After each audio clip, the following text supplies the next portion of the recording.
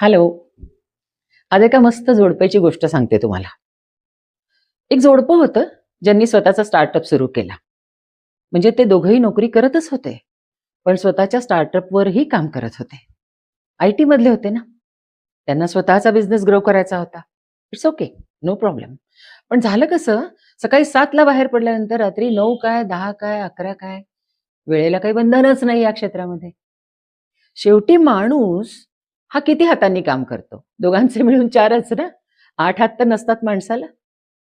तर त्यांनी त्याच्यावर एक उपाय शोधून काढला आणि त्यांनी काय केलं, त्यांनी एक होम मॅनेजर ठेवली. होम मॅनेजरचा पगार होता ₹1,00,000. दचकलात? अहो खरंच, खरंच ₹1,00,000 म्हणजे मीडियावर चर्चा झाली या गोष्टीची, की अशा पद्धतीने तुम्ही जर त्यांची रेंज वाढवून ठेवली, तर आम्हाला ते परवडणार नाही बाबा. तुम्ही कशाला नाही त्या गोष्टी करता? तो म्हणाला, की आम्ही आमचं सुख बघतोय. आम्ही 7 ते 11 काम केल्यानंतर आमच्या घराची जी वाताहत होते आणि आमची सुद्धा जी वाताहत होते, ती आम्हाला नको आहे. तिनं सगळं करायचं. सगळं म्हणजे सगळं. अगदी गाद्यांवरच्या चादरी बदलणं, उशा बदलणं, किराणा आणणं, बिलं भरणं, नळ दुरुस्ती असेल, घरातलं काही काम असेल, काही राहिलं असेल, काय, काय, काय सगळं. सगळं तिनं करायचं. एक शब्दही तोंडातनं काढायचा नाही. रात्री 11 आणि 12 वाजता आले तरी त्यांना गरम ताटावर जेवण मिळालं पाहिजे. घर काचेसारखं चकचकीत असलं पाहिजे. पगाराचा आकडा ऐकल्यावर तिला सगळ्या अटी मान्यच होत्या.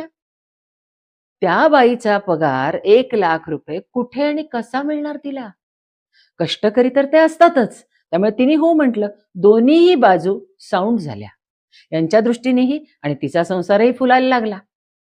त्यामुळे आनंदी आनंद होता. काम करताना मनःशांती होती आणि आयतं मिळालं की माणसाला बरं वाटतं. हे तर होतच.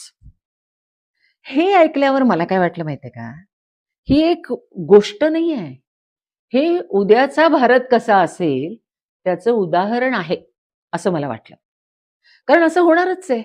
अशाच पद्धतीने भारत आता पुढे जाणार आहे आणि माणसाची ताकद जेवढी पुरायची तेवढीच पुरणार ना.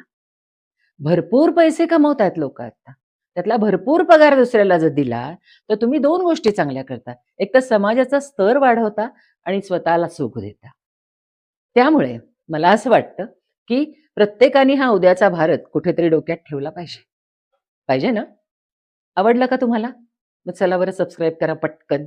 सबस्क्राईब करा, लाईक करा आणि शेअर तर कराच करा. म्हणजे उद्या पैसे द्यायला कोणी काचकूच करणार नाही. बरोबर? Two, two, to.